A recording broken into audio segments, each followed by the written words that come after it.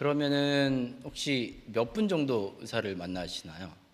그러니까 대화를 나누시고 이럴 때 어느 정도 만나세요? 그렇게 짧게 만나시죠 보통.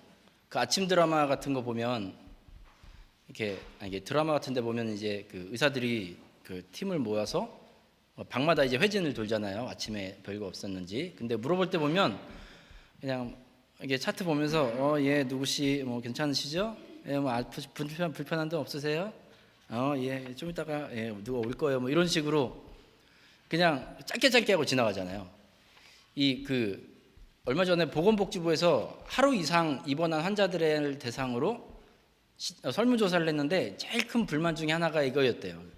회진이 언제 올지도 모르고 또 와서도 너무 짧게 있다 가니까 궁금한 것도 다 못 물어보고 하고 싶은 얘기도 다 못했다. 이게 이제 불만이었다는데 이게 한국만 이런 게 아니라 미국도 이런 상황이 굉장히 많았다라고 그래요. 이제 콜롬비아 의과대학에 이제 저희 리타 캐런이라는 분이 있는데요. 이분이 메러티브 메디슨이라는 걸 이제 주장을 하세요.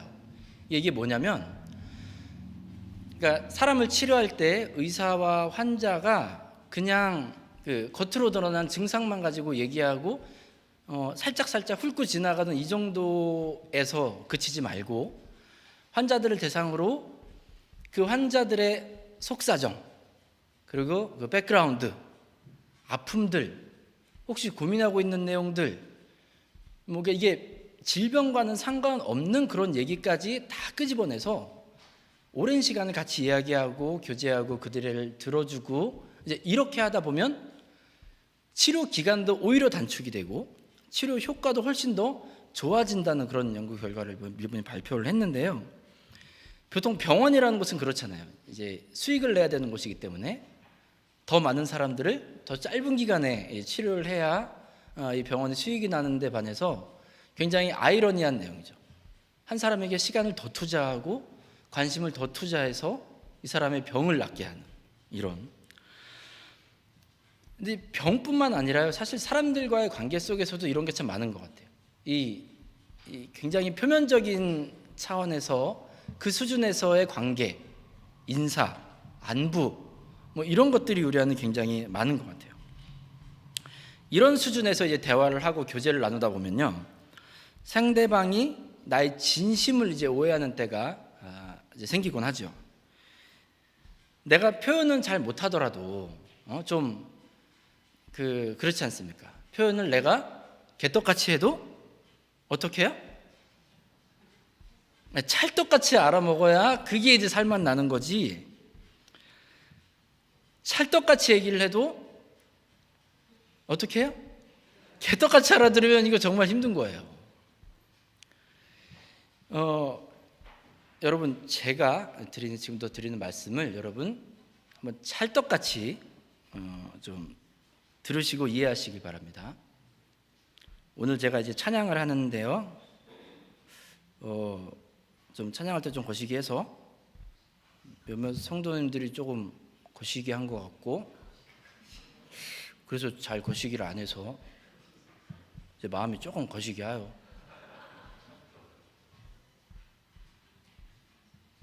여러분 제 마음을 다 이해하셨죠? 각자 생각해 보시기 바랍니다. 이 거시기라는 게요, 사전적으로는 저렇답니다. 이름이 얼른 생각나지 않거나 바로 말하기 곤란한 사람 또는 사물을 가리키는 대명사 또는 하려는 말이 얼른 생각나지 않거나 바로 말하기가 거북할 때 쓰는 군소리. 이게 이제 거시기입니다. 거시기. 여러분 이게 무슨 뜻이게요?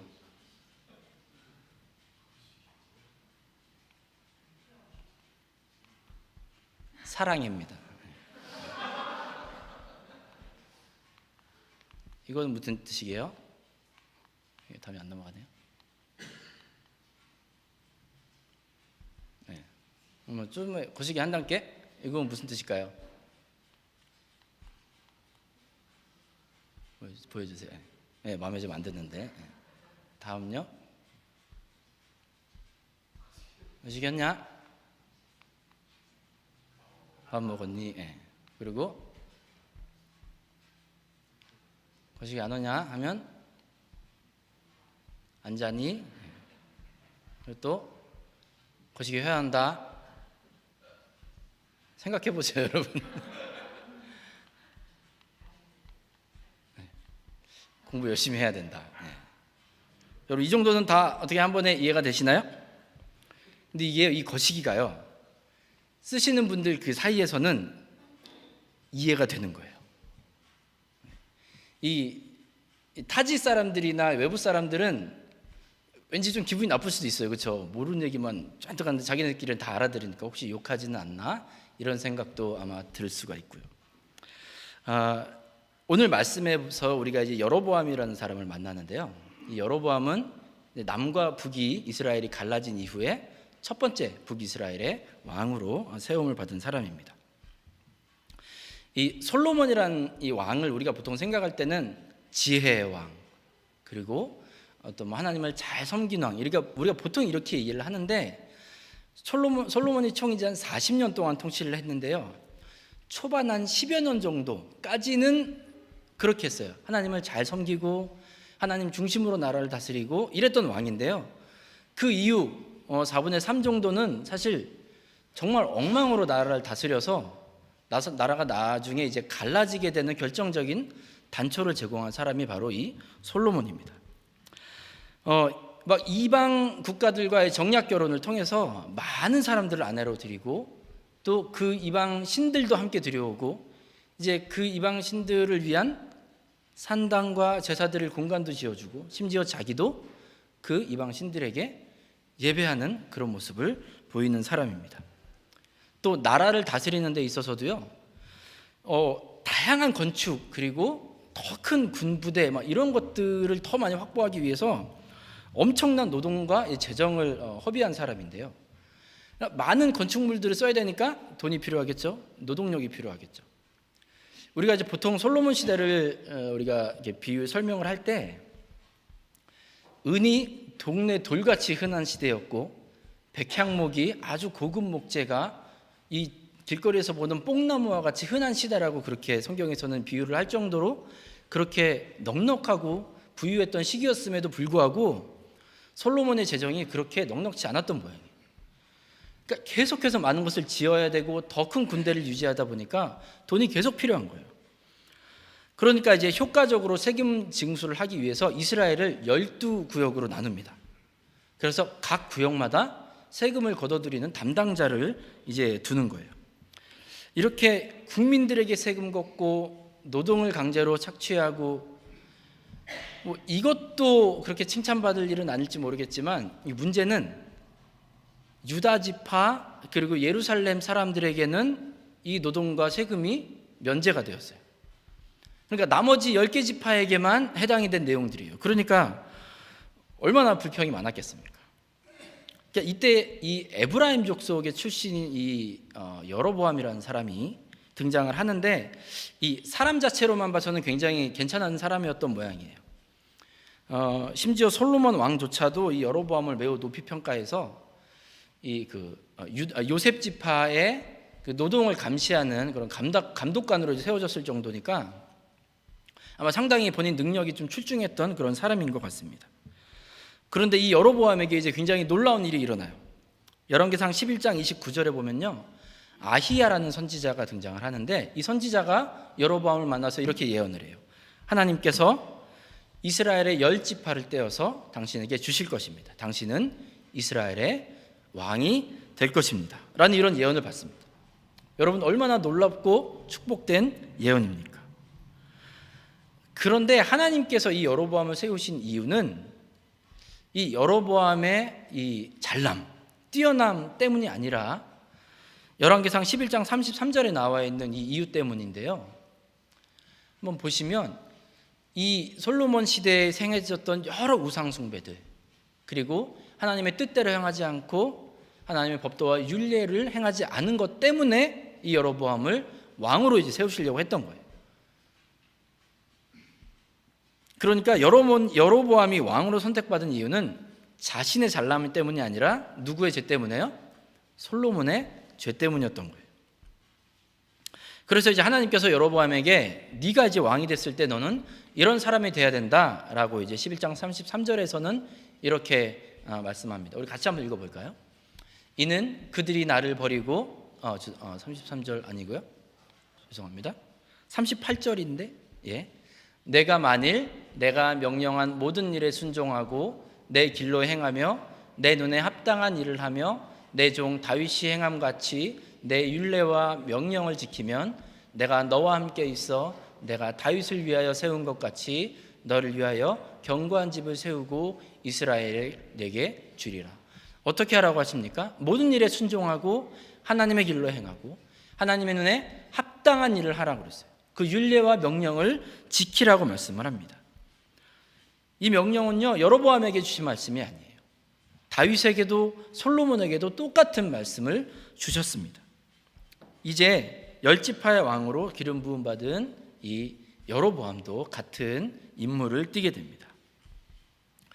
이 여로보암이 왕으로 세워졌던 그 시대적인 거를 잠시 한번 살펴보면 이렇습니다. 이게 지금 솔로몬 시대, 다윗 시대의 그 이스라엘 지도인데요.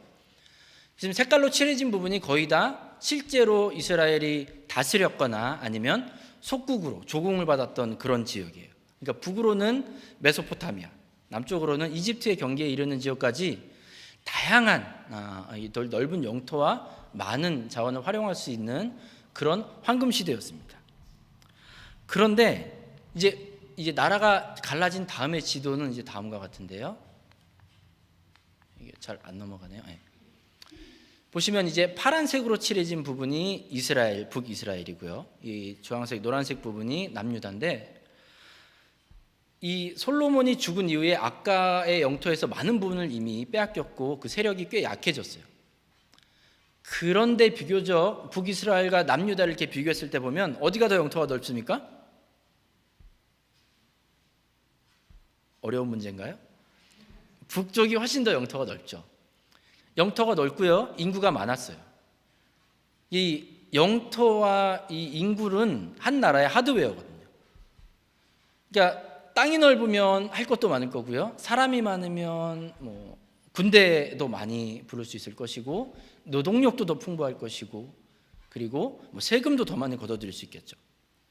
이 남유다는 지금 어떤 상황이 됐냐면 각 나라들한테 지금 약간 둘러싸여서 섬과 같은 그런 좀 형국을 지금 띠고 있는데 이 또 북이스라엘의 굉장히 유리한 조건 중에 하나가 이거였습니다. 이스라엘이 전체적으로 산악 지역이 많고 또 고원지대가 많은데요. 딱 하나 평지 지형이 있는데 그것이 바로 저기 해안가에 있는 저 평야지대예요. 그러니까 이 큰 시장, 이 메소포타미아, 이집트 이 큰 시장의 이 무역상들이 물건을 팔러 교역하러 상인들이 왔다 갔다 할 때 여러분 산 넘고 물 건너 강 건너 이렇게 다녔겠습니까?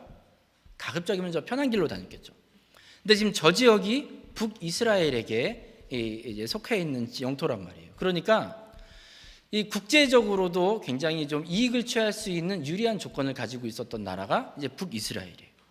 여로보암은 북쪽 지역 사람이었기 때문에 저런 상황을 대충 알고 있었을 거란 말이에요. 본인이 이제 그 나라의 왕으로 세워졌습니다.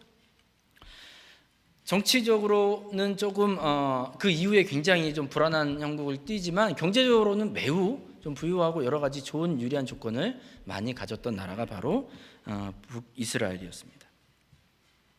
결국 이제 이 솔로몬 후대에 세워진 르호보암이라는 사람이 10개 지파의 마음을 나머지 10개 지파의 마음을 모두 잃어요. 그래서 나라는 갈라지고 맙니다. 근데 이제 예상치 못했던 일이 이제 발생을 한 거예요. 오늘 우리가 말씀에서 보듯이 좀 문제가 생겼어요.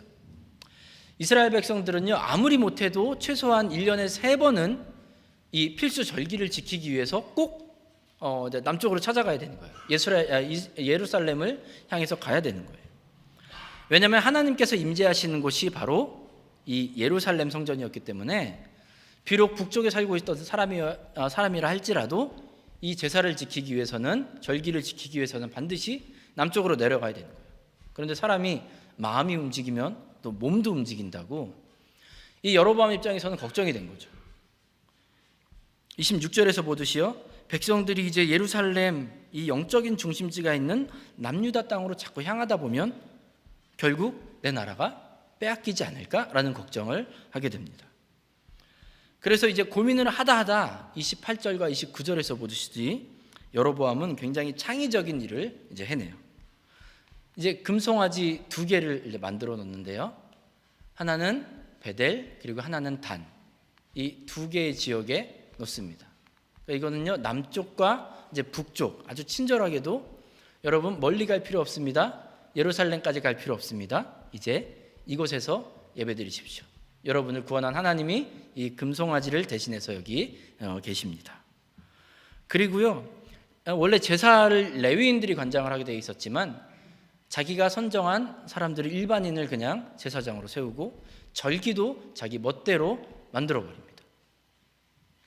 하나님께서 자신에게 명령하셨던 것 그리고 하나님의 뜻을 철저하게 오해하고 자기 멋대로 해석하고 지금 그렇게 살아가게 된 결정적인 이유가 있는데 그것이 바로 여로보암에게 닥친 이 위기에 빠진 현실이었습니다. 이게 뭔가 불리하게 돌아가는 상황을 이제 그냥 두면 안 됐던 거예요.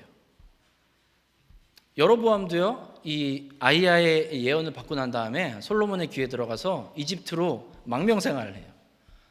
그러면서 그 힘들게 결국 이 왕위에 올랐는데 나라가 곧 빼앗길 것 같은 두려움에 빠져 있습니다.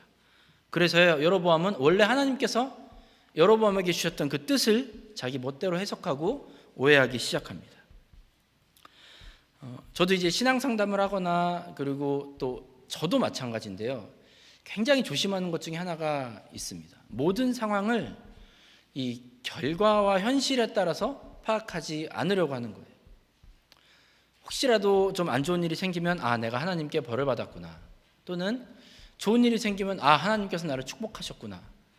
라는 것 하나하나의 현실에 집중하는 이런 것을 제가 굉장히 조심하려고 하고요. 여러분 이것이 우리의 삶 가운데 신앙생활 가운데에도 매우 조심해야 되고 피해야 할 논리 중에 하나입니다.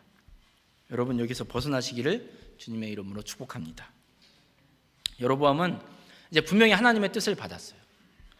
정치적으로 종교적으로 어지러운 부패한 이 이스라엘을 이 수습을 전국을 수습하고 10개의 지파를 모아서 하나님을 경외하고 하나님께 순종하는 그런 나라로 만들어라. 이 나라를 세우라는 것이 하나님께서 주신 뜻이었어요. 하나님께서는 여로보암에게 그래 네가 너의 나라를 세워서 잘 먹고 잘 살아라. 너의 왕조가 튼튼하도록 만들어라 라고 말씀하지 않으셨단 말이에요. 결국 여로보암은 하나님의 뜻을 이루기 위한 도구였음에도 불구하고 그는 하나님께 전혀 이 상황에 대해서 여쭤보지 않았어요.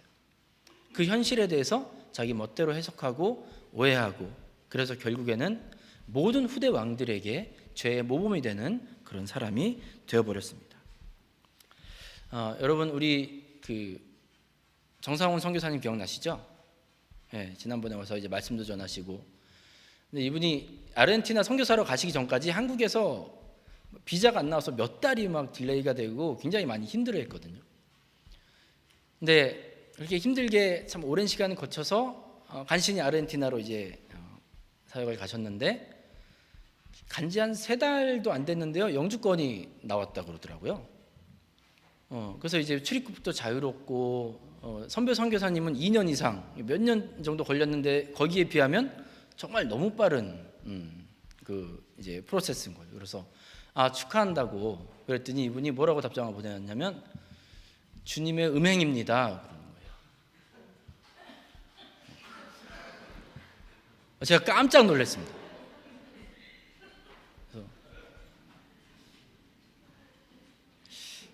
여러분 저희가 그 선교를 계속 해야 될지 말아야 될지 사상이 굉장히 이상한 분인데 여러분에게 제가 특별히 우리 교회가 후원하는 분이기 때문에 특별히 공개하는 겁니다. 이 정상훈 선교사님이 우리가 저 문자 위에만 보고 캡처를 해서 세상에 돌리면요 이분은 이제 매장당하는 거예요. 하지만요 이 관계와 그리고 서로 사귐과 나눔이 있는 상태에서는 저런 분의 이 음행이라는 이 표현을 저는 문자 그대로 받아들이지 않습니다. 하나님께서 우리에게 주신 이 상황과 이 현실이 때로 굉장히 버거울 때가 분명히 있어요. 때로는 너무 좋을 수도 있어요. 근데요, 그게 전부라고 생각을 하고 거기에서만 머물러 있으면요, 우리는 하나님의 뜻을 오해하게 됩니다. 여로보암이 자신에게 처한 그 어려운 상황 가운데 하나님, 제가 이제 하나님의 뜻을 구합니다. 제가 무엇을 해야 될까요? 이 상황 가운데 주님 저에게 무엇을 원하시나요? 라고 물어보지 않고 자기 스스로 막 고민하고 노력하고 애를 썼을 때 그는 결국 악의 조상 같은 그런 평가를 받게 된 사람이 되는 겁니다. 여러분, 저와 여러분이 하나님의 뜻을 오해하지 않기를 주님의 이름으로 간절히 바랍니다. 우리에게 처한 오늘의 이 현실, 이 상황 속에서 하나님께서 나에게 원하시는 것이 무엇인지, 그 가운데서 나에게 말씀하기를 원하시는 것이 무엇인지를 여러분 우리가 반드시 구하고 매달려야 할 줄로 믿습니다. 하나님께서 분명히 우리에게 찰떡같이 말씀하셔도 우리는 여전히 개떡같이 알아듣고 실천할 때가 많이 있지 않은가 싶습니다. 여러분, 하나님의 뜻을 오해하는 것은요, 굉장히 쉽습니다. 묻지 않으면 됩니다. 하나님의 묻지 않고요, 그냥 내 뜻대로 그냥 내 현실에 집착하면서 스스로 내가 결론 내리고 판단해버리면 쉽게 하나님의 뜻을 오해할 수가 있습니다. 지금 여러분의 삶 속에서 여러분의 삶을 향한 하나님의 뜻이 무엇일까요? 저는 잘 모르겠습니다. 하지만 우리 모두가 각자 그 뜻을 찾기 위해서 끊임없이 하나님을 찾고 하나님께 여쭈어야 한다는 것은 제가 확실히 알고 있습니다. 로마서 12장 2절 말씀에 보면요, 그러므로 너희는 이 세대를 본받지 말고 오직 마음을 새롭게 함으로 변화를 받아 하나님의 선하시고 기뻐하시고 온전하신 뜻이 무엇인지 분별하도록 하라 그랬습니다. 우리가 우리의 현실을 우리 마음대로가 아니라 하나님께 여쭙고 또 하나님께 나아가서 그제서야 우리는 우리를 향한 하나님의 뜻을 분별할 수 있을 줄로 믿습니다. 여러분, 오늘도 주님께 여쭙고 주님의 인도를 기대하는 우리 모두가 되시기를 주님의 이름으로 축복합니다. 기도하겠습니다.